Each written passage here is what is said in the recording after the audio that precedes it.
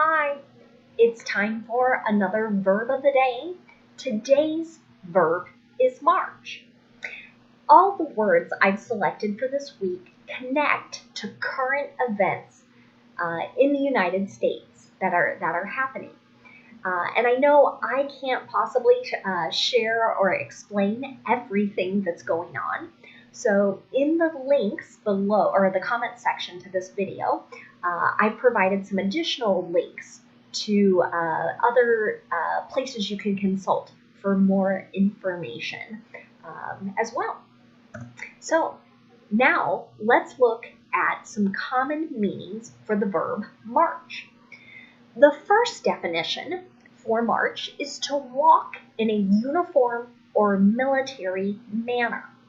So you might see this verb used a great deal in history books or stories that talk about wars or battles and describing how soldiers or troops, might be another word, moved from one location to another.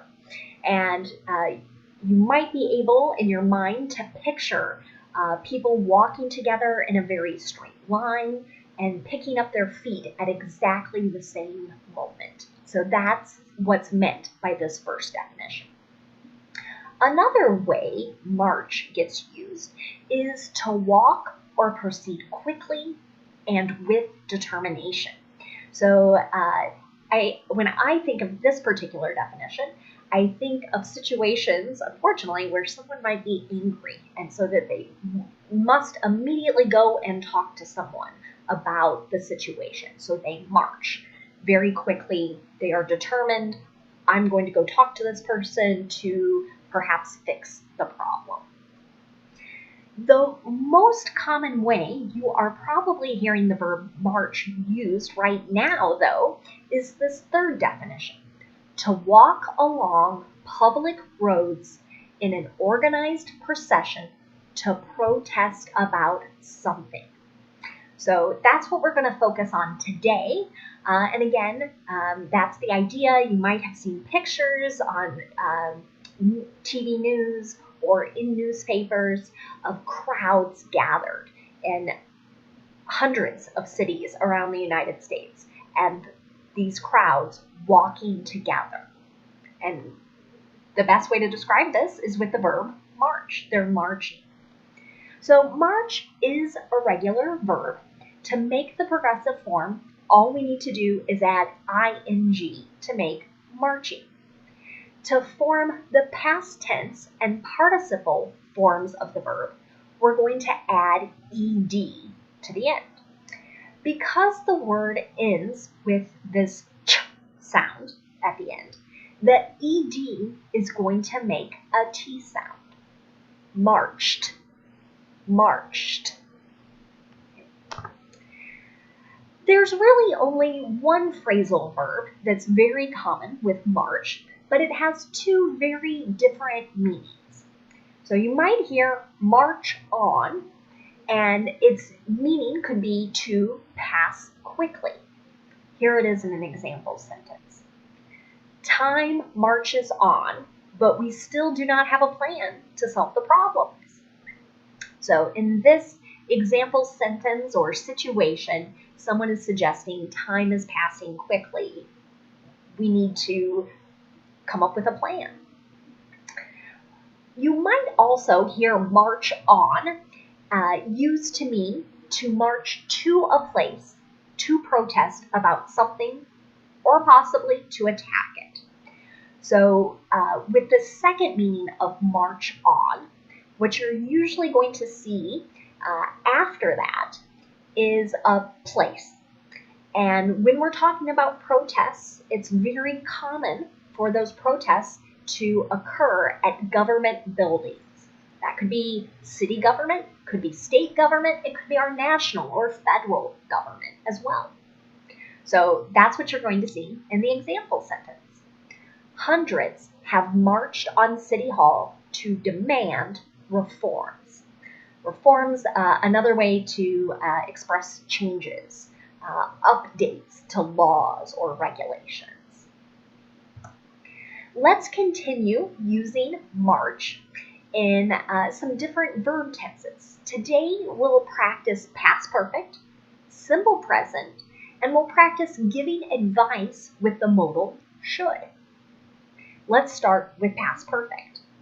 To make this verb tense, we're going to use the past tense form of have, which is had, and then we'll use the participle form of the verb, or the ed form.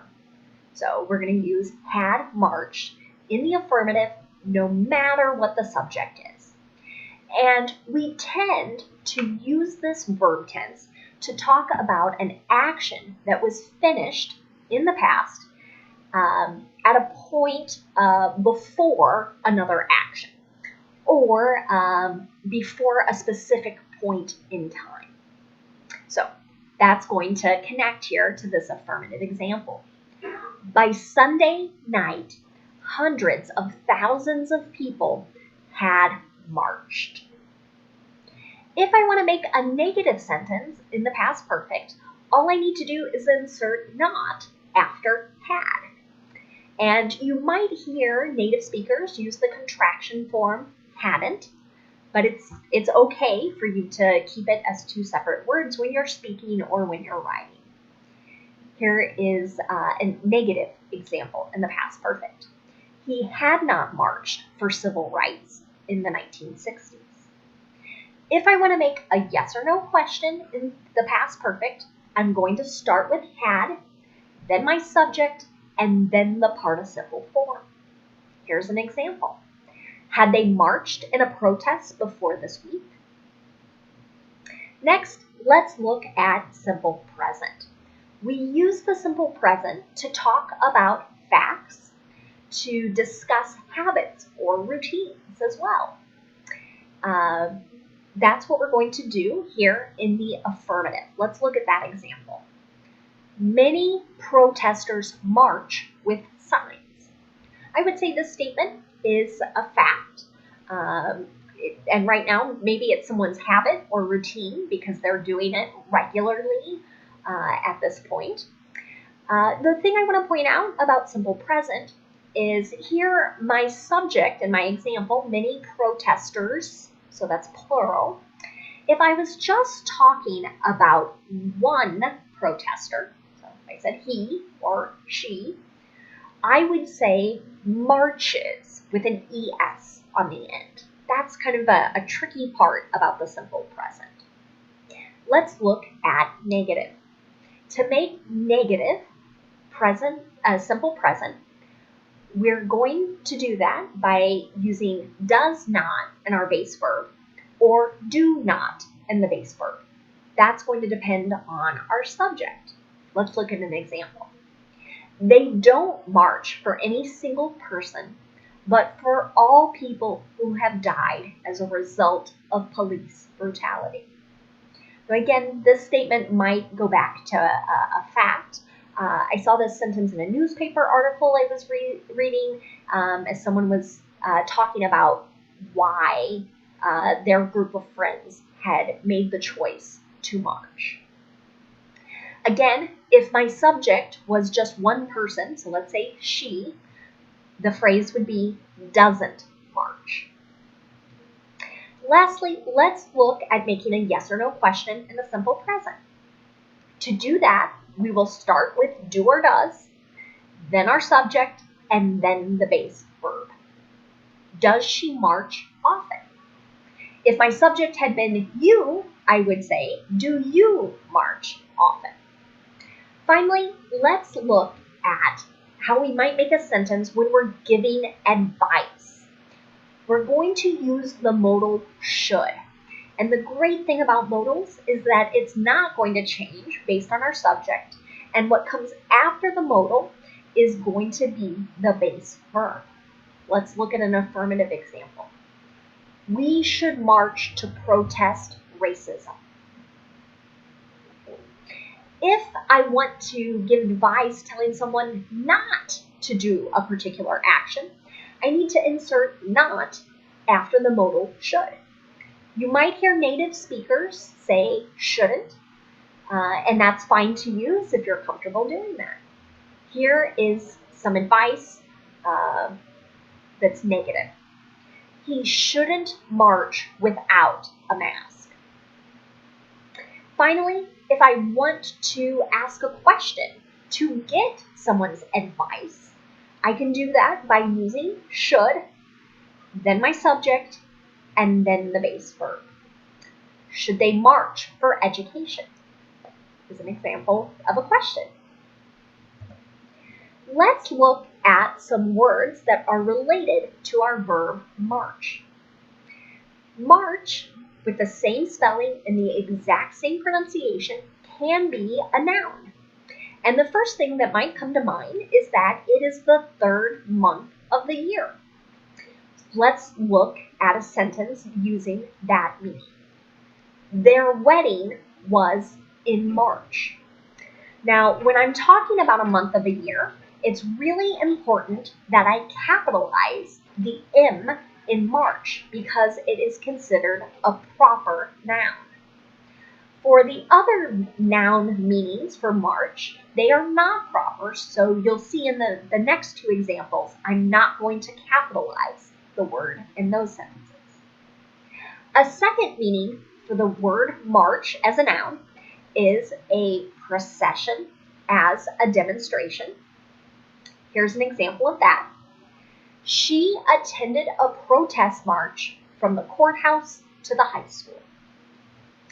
A third meaning for march could be just the act or instance of marching. So again, we might see this noun form in the context of history books, talking about soldiers and troops and battles and wars. Here's an example of that. The march took the troops 2 days. Another word you might see or hear connected to this verb is marcher. It's also a noun, and it's a person who marches. And it's especially used to talk about someone who is participating in a protest march. So here's an example of that. Some police officers have joined marchers in protesting racism. Finally, I'm going to leave you with an idiom, kind of a turn of phrase you might hear just so you're prepared. I don't know that you'll see this in writing quite as much as you're likely to hear it. And that is to march to the beat of a different drummer. Or you just might hear the phrase shortened to march to a different drummer.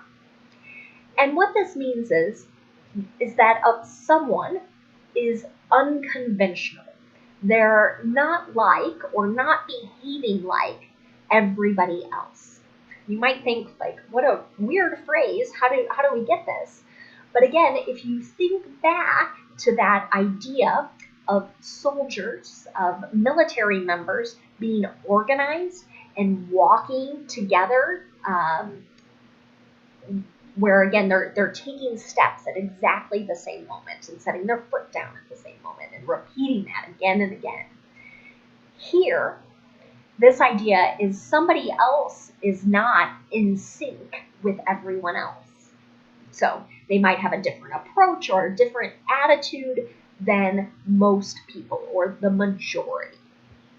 So usually this might be said after observing someone and how they act, but it would sound something like this. He really marches to a different drummer, doesn't he? Or again, I could say, he really marches to the beat of a different drummer. Thanks so much for watching today's video. Again, there are more resources in about 9 different languages that will be in the comment section to this video. I encourage you to practice using the word march as you converse or talk and perhaps as you write and communicate with your family and friends this week. Have a great day.